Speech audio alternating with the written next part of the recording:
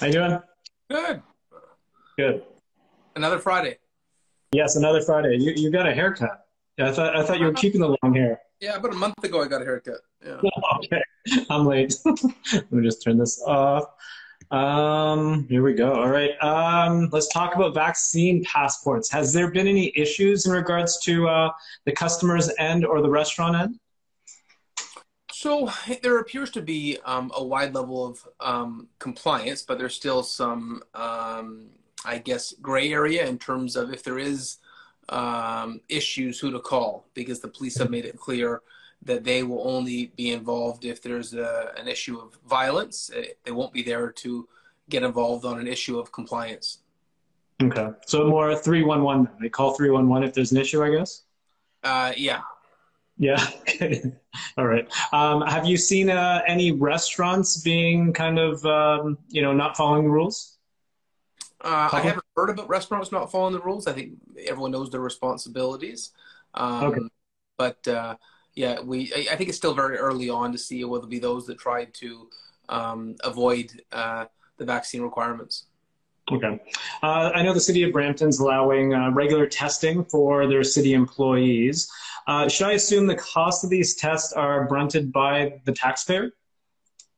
Well, I think that's being worked out with our labor organizations and human resources. Okay. Awesome. And there's going to be, I guess, vaccines for 5 to 11-year-olds soon. I think Dr. Bogosh said probably end of this year, early next year. Does Peel or Brampton have a plan in place in regards to administrating them? Yeah, Dr. Lowe is ready to go as soon as it gets the Health Canada approval.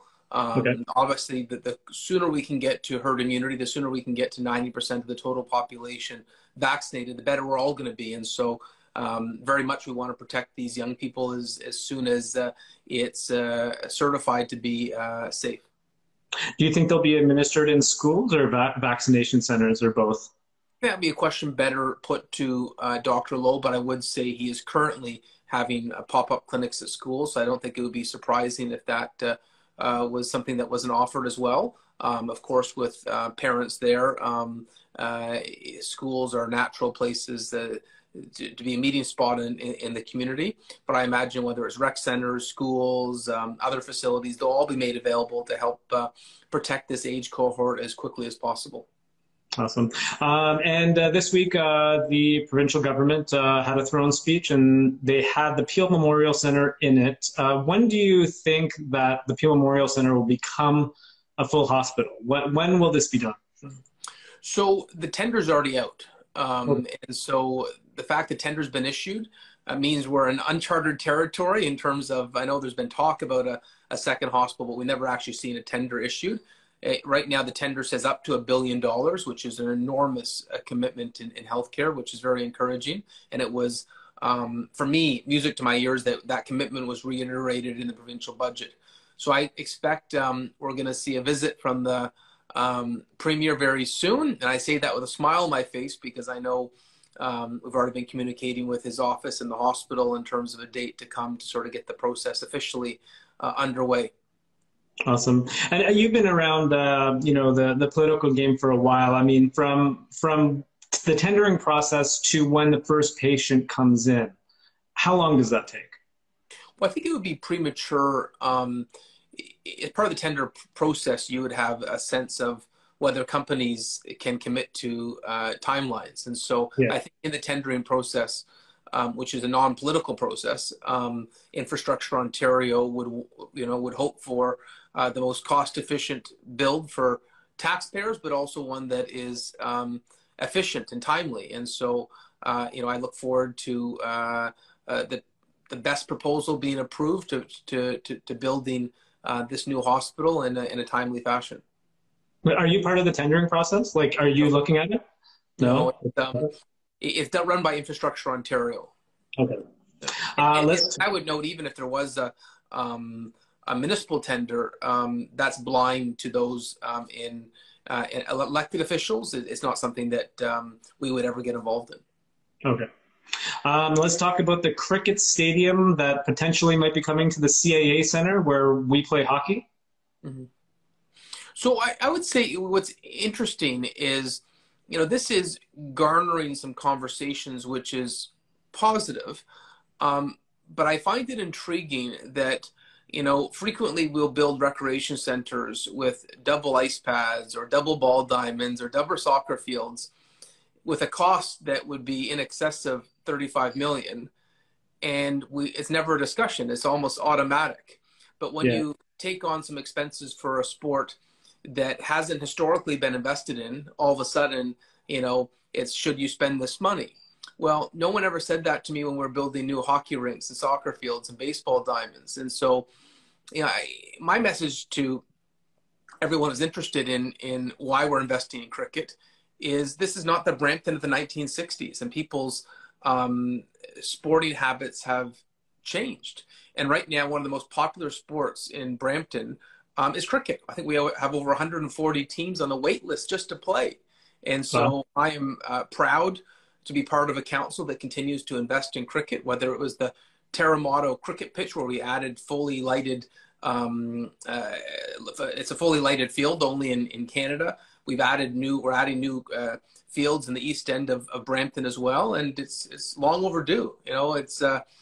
The city needs to reflect, our recreation needs to reflect the mosaic of the city. And right now there is a passion for cricket amongst many of our new residents. Every time I go jogging at 7 a.m., all the baseball diamonds, they have games of cricket on them. I'm talking like 3 of them every time I pass by in the morning. So you're right. And that's nothing against baseball, but my commentary is, for years we've invested in other sports and we haven't invested in cricket. And so I want to make sure we have a city where whatever your sports passion is, whatever your recreational passion is, that we're going to have amenities available. And we shortchanged cricket for a long time, and this council is determined to change that. The fact that people want to be active is a great thing. It's preventative healthcare 101. You get people active in their communities. Down the road, it will save you taxpayer expenses in supporting the healthcare system. Healthy, active lifestyles is the best thing you can do for a community. Agreed. Which school do you expect will be participating in the new province, new COVID-19 testing program? Yeah, we haven't been given any indication on that. That would be our provincial members that might have a better insight. Okay. Brampton, downtown Brampton revitalization plan. Let's talk about that. Can you speak on that? Yeah, we are really determined to change the trajectory of the downtown. I think our downtown has needed some tender, loving care for a long time. And right now we are trying to make sure all the stars are aligned to have a downtown that is vibrant and revitalized, and whether it is the Center for Innovation, Beehive, the new academic campuses coming to the downtown, to the transformative effects of Riverwalk, to our transportation expansions. The downtown revitalization also includes sort of creating a pedestrian realm. So there's going to be a bigger area for walking and for having public events. Anyone who's looking at a great investment, you buy real estate in downtown Brampton, and it's going to be an incredible investment over the next 5 to 10 years. It's a place you're going to want to live and work, and I'm really excited. Cool. I'll cut that clip out and put it in our real estate department. And I asked this to all the mayors. What one thing does Brampton have to attract tourism to Brampton? What one thing? Well, I think we actually offer everything. In some cities, you'd say if you want to celebrate the German culture, you go to Oktoberfest in Kitchener-Waterloo. If you want to have a great Polish festival, you go to Ronsonville's in Toronto. It's the opposite in Brampton. We offer the world. We speak over 130 different languages. We represent every culture in the world, and we're the most diverse big city in Canada. And so whether it's playing cricket and enjoying some great South Asian cuisine, whether it's the vibrant Caribbean community, whether it is last Friday I was at Nigeria Independence Day celebrations. Every weekend there's something different. We are the most culturally vibrant community in Canada, and so whether it's great culinary options, recreational amenities, I really think Brampton can offer everything depending what your own interest is. Nice. Mayor Brown, that's all I have. Have a great Thanksgiving weekend. Thank you. You too. Enjoy Okay, the take care. turkey. Okay, later.